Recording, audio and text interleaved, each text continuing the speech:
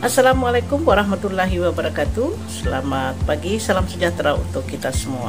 Semoga di pagi hari yang cerah ini kita semua masih tetap dalam keadaan sehat walafiat dan terus semangat untuk berkarya. Kembali saya Profesor Samsiah akan menyajikan sebuah video pembelajaran pengantar sosiologi, dan pada hari ini akan membahas tentang tokoh-tokoh sosiologi. Dan pertama saya akan mengangkat tokoh sosiologi, yaitu Auguste Comte sebagai salah seorang pendiri sosiologi. Bahkan Auguste Comte pun dijuluki sebagai bapak sosiologi karena Auguste Comte lah orang pertama yang menggunakan istilah sosiologi. Namun sebelumnya saya mohon kesediaan saudara-saudaraku sekalian, teman-temanku dan anak-anakku sekalian mahasiswa untuk memberikan support kepada channel ini dengan cara memberikan like, share, dan jangan lupa klik tombol subscribe-nya. Baiklah, mari kita bersama-sama menyaksikan video ini.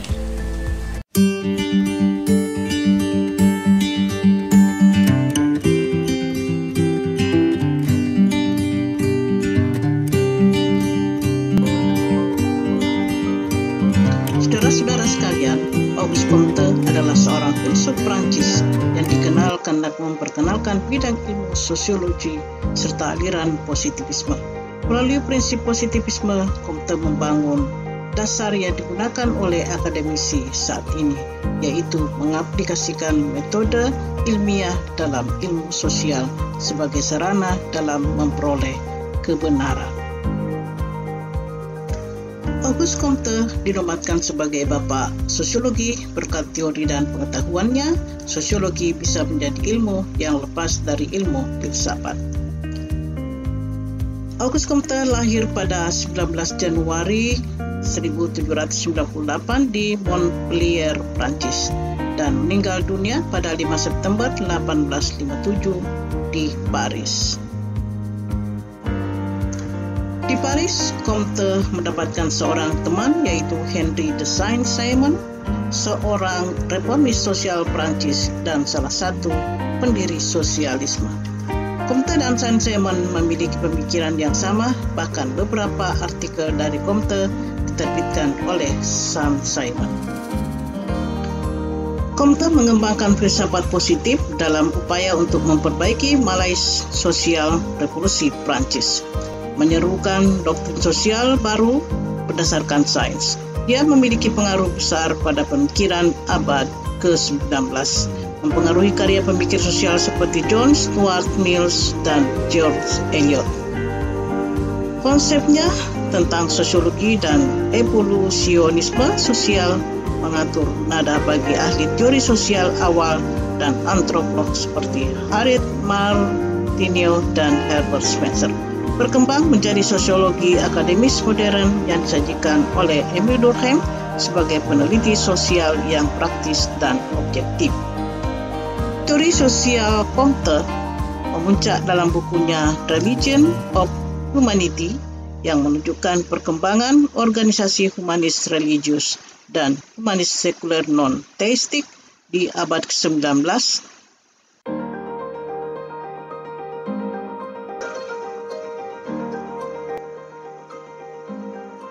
Pemikiran Comte yang paling terkenal yakni hukum 3 tahap dan positivisme. Seperti yang saya sudah sampaikan tadi, bahwa pemikiran penting Auguste Comte yaitu hukum 3 tahap dan positivis. Nah, pada kesempatan ini saya akan membahas hukum 3 tahap dan sedikit akan menyinggung tentang positivis. Hukum 3 tahap yang oleh Comte disebutnya sebagai perkembangan cara berpikir manusia yang meliputi pertama tahap teologis, yang kedua tahap metafisik, dan yang ketiga tahap positivis. Ketiga tahap ini ditentukan dengan melihat cara berpikir yang paling dominan dalam suatu masyarakat. Namun yang menarik adalah bahwa Auguste Comte tidak merumuskan aspek-aspek empirik.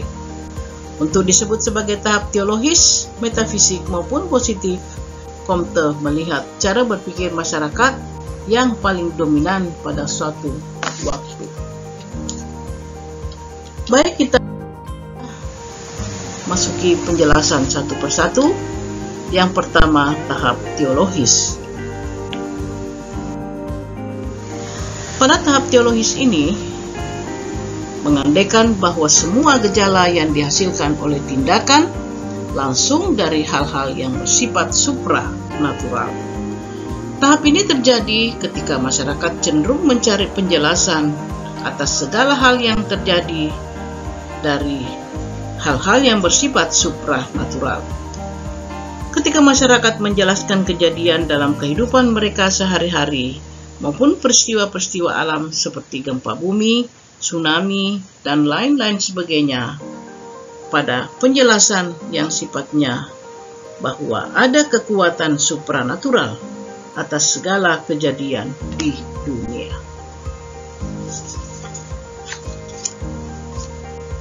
Pengetahuan yang tercipta bersifat absolut dan final. Karena dia berkaitan dengan sesuatu yang bersifat supranatural yang tidak bisa diganggu-gugat kebenarannya, diasumsikan sudah pasti. Contohnya, pada ajaran agama pemeluk agama, kebenaran itu biasanya sudah tidak boleh lagi dirubah. Dia merupakan seperangkat aturan yang berasal dari Tuhan, yang sifatnya suci dan adikodrati. Manusia tidak memiliki hak untuk merubah apa yang sudah dikatakan Tuhan. Oleh karena itu, dapat dilihat dalam kehidupan sehari-hari jika ada orang yang memberi tafsir baru atas ayat-ayat Tuhan, biasanya selalu diiringi kontroversi yang tidak mudah di masyarakat. Masyarakat selama ini mengasumsikan bahwa segala sesuatu dari Tuhan itu sifatnya final. Tahap teologis itu sendiri dibagi atas 3, yaitu tahap petisisme. Tahap petisisme, cara berpikir pada masa ini adalah sangat dominan pada masyarakat primitif yang percaya bahwa di balik benda-benda itu ada kekuatan supranatural. Ada ruh yang mendiami benda-benda itu dan berpengaruh pada kehidupan masyarakat. Masyarakat lalu kemudian menyediakan sesaji pada batu-batu besar, pohon-pohon besar yang oleh masyarakat dianggap ada ruh yang mendiami benda-benda itu. Selanjutnya tahap politeisme. Pada masyarakat berkembang, berubahlah menjadi tahap politeisme. Pada tahap ini, masyarakat percaya bahwa yang mengatur dunia ini bukan hanya satu kekuatan, melainkan ada banyak dewa-dewa yang berkuasa. Misalnya kepercayaan akan adanya Dewa Wisnu, Dewa Siwa, dan Dewa Brahma, dan lain-lain. Yang ketiga, monoteisme. Monoteisme ini adalah ketika masyarakat meyakini bahwa hanya ada satu Tuhan yang menjadi sebab dari segala sesuatu di dunia ini. Tahap ini dapat kita kenal pada ajaran-ajaran besar seperti Islam, pada agama-agama besar seperti Islam, Kristen, Yahudi yang percaya bahwa hanya ada satu Tuhan yang menguasai dunia ini. Selanjutnya, tahap metafisik sebagai tahap kedua dari hukum 3 tahap. Tahap ini adalah masa transisi dari teologis ke positivis. Ini tidak banyak dijelaskan oleh Comte karena tahap ini hanyalah transisi. Karena transisi, maka karakteristik tahap ini adalah perantara antara teologis dan positivis. Bagaimana positivis metafisik mencoba menjelaskan secara konkret, namun penjelasannya masih bersifat abstrak. Tidak sebagaimana positivis yang menjadi penjelasan segala sesuatu melalui observasi yang sifatnya ilmiah dan empiris. Kalau metafisik memang yang dijelaskan konkret, tetapi penjelasannya abstrak.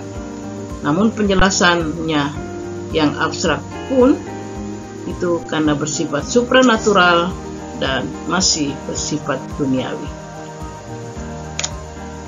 Pada ini manusia mulai beralih pada hal-hal yang bersifat supranatural kepada kekuatan-kekuatan abstrak yang melekat pada semua benda. Bedanya dengan tahap teologis adalah kalau pada teologis kekuatan yang melekat pada benda itu berasal dari sifatnya supranatural, tetapi pada metafisik tidak. Pada benda-benda itu sendiri punya kekuatan, bukan pada luar benda, melainkan benda itu sendiri memiliki kekuatan, entah itu kekuatan apa. Namun penjelasannya masih abstrak.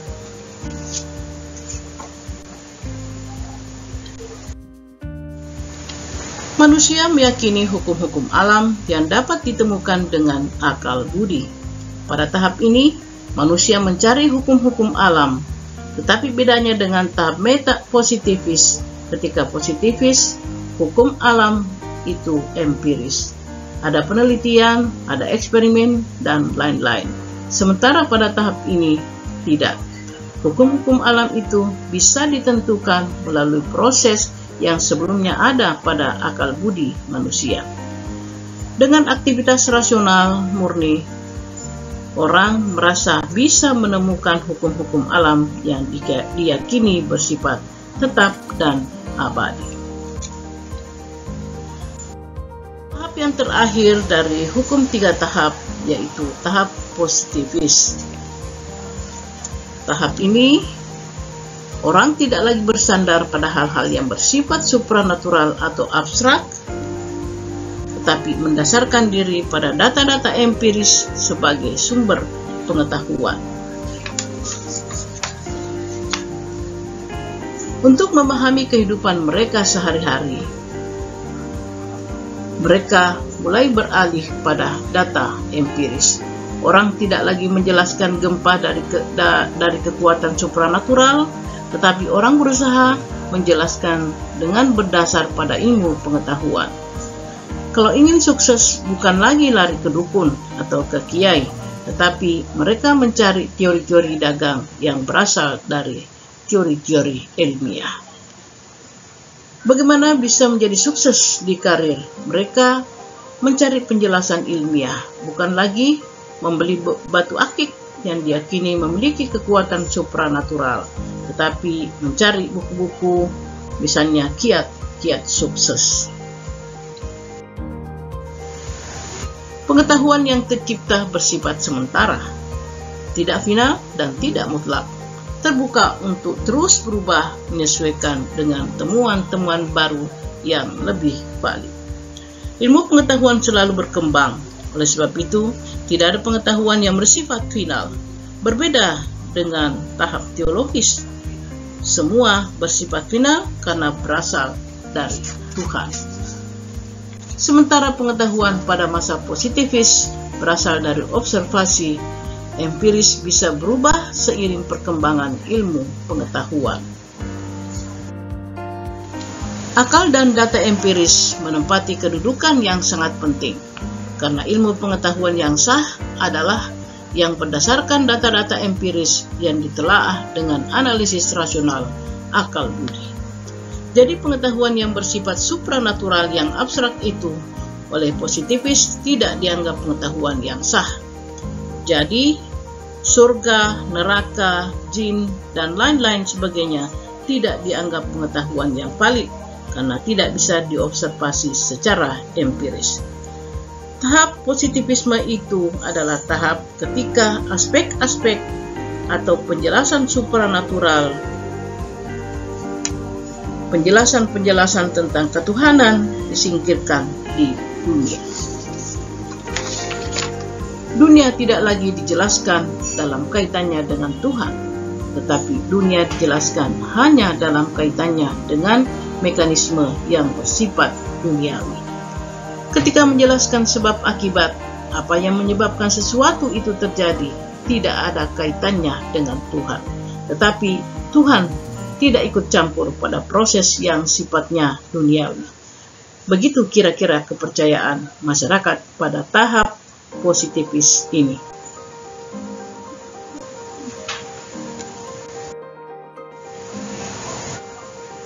Teori 3 tahap ini memiliki pengaruh signifikan dalam perkembangan teori-teori sosiologi selanjutnya, seperti teori sekularisasi yang meyakini bahwa seiring modernisasi, religiusitas akan semakin berkurang. Dalam perkembangan teori-teori sosial seperti sekularisasi, bahwa semakin modern suatu masyarakat, maka semakin rasional. Kalau masyarakat sudah rasional, maka penjelasan-penjelasan yang irasional, yang sifatnya supranatural itu makin lama makin menghilang. Seakan-akan masyarakat dihadapkan pada dua pilihan, apa mau menjadi rasional atau menjadi religius. Kalau mau menjadi rasional, maka tidak bisa religius. Begitu juga sebaliknya. Sementara teori ini mengasumsikan bahwa seiring dengan modernisasi, maka religiusitas pasti menurun, dan itu tidak bisa dielakkan. Dengan demikian, diasumsikan bahwa kehidupan masa depan manusia adalah sekuler. Penjelasan-penjelasan yang sifatnya ketuhanan makin lama makin hilang, digantikan dengan penjelasan-penjelasan yang rasional. Namun yang menarik adalah bahwa teori ini pada akhirnya gagal menjelaskan bahwa masyarakat yang sangat modern sekalipun ternyata masih hidup kepercayaan yang sifatnya supranatural. Masyarakat tidak menunjukkan tanda-tanda rasionalitas. Mengapa bisa terjadi? Salah satu sebabnya adalah karena teori sekularisasi menganut cara berpikir yang khas peradaban barat, yaitu cara berpikir yang oposisi yang mengasumsikan bahwa dua hal yang berbeda atau bertabrakan tidak bisa berada pada satu waktu atau tempat yang bersamaan. Besar dan kecil itu tidak bisa ada sekaligus secara bersamaan. Jika besar, tidak kecil. Logika oposisi ini diterapkan pada cara berpikir sekularisasi, bahwa jika religius tidak bisa menjadi rasional, dan sebaliknya, jika rasional tidak bisa religius. Tetapi kenyataannya dalam kehidupan sehari-hari, bisa saja orang sangat rasional, tetapi sekaligus juga sangat religius. Contoh konkret, banyak orang yang berangkat haji, umrah, bukan hanya semata-mata motif religiusitas atau karena ingin mendekatkan diri kepada Tuhan. Namun, banyak di antara mereka juga sekaligus memiliki motif-motif duniawi. Mungkin karena ada kepentingan politik, ingin membuat pencitraan, atau mungkin karena ikut-ikutan gengsi kalau mereka tidak berangkat umrah dan haji. Dan banyak contoh-contoh lain lagi. Seorang dokter misalnya dianggap sangat rasional, tetapi pada kenyataannya juga banyak sekali dokter itu sangat religius. Selama ini kita selalu menganggap kedua hal ini bertentangan, yaitu antara rasional dan religius. Namun kenyataannya keduanya tidaklah terjadi dikotomi yang berlebihan, melainkan bisa saja terjadi pada saat yang bersamaan pada setiap orang atau pada masyarakat tertentu. Itulah tadi penjelasan saya tentang pemikiran Auguste Comte yang berkaitan dengan hukum 3 tahap dan sedikit tentang positivis. Nantikan video saya berikutnya, yaitu tentang tokoh sosiologi Emil Durkheim. Terima kasih atas perhatiannya. Saya akhiri billahi taufiq wal hidayah. Wassalamualaikum